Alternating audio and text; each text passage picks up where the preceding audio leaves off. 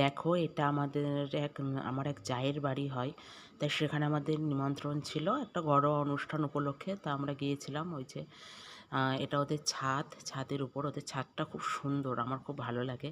তো এই যে আমার ছেলে আর ওদের বাড়িতে এসেছিলো একজন আত্মীয়র বাচ্চা।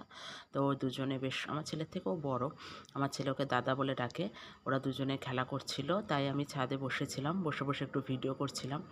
আশপাশটা দেখো খুব সুন্দর, প্রচুর একেবারে গাছগাছালিতে ভরা। এই যে ওদেরই গাছ, এটা গাছে এই যে কাঁঠাল হয়েছে, আর এই ছাদে প্রচুর ফুল গাছ আছে, ছোট ছোট লঙ্কা গাছ আছে, অনেক রকম গাছ আছে। ওরা খুব গাছের পরিচর্যা করে। ওই বাড়িতে আছে জেঠিমা বলি আমি, উনি গাছ দেখাশুনো করে।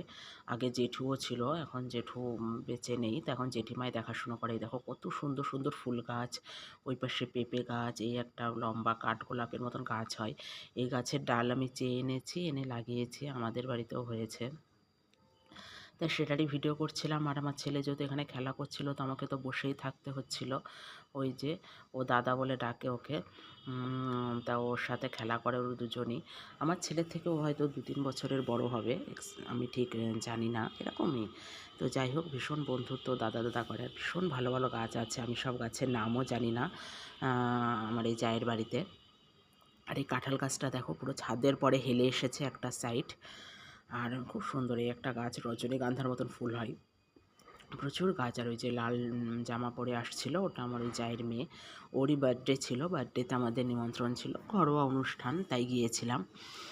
খুব সুন্দর, এদের ছাদটা আমার খুব ভালো লাগে। মানে এদের দরজা খুলেই ছাদ, মানে ছাদের পাশে একটা ঘর আছে, সে ঘর দিয়ে আসা যায় ছাদে, খুব সুন্দর।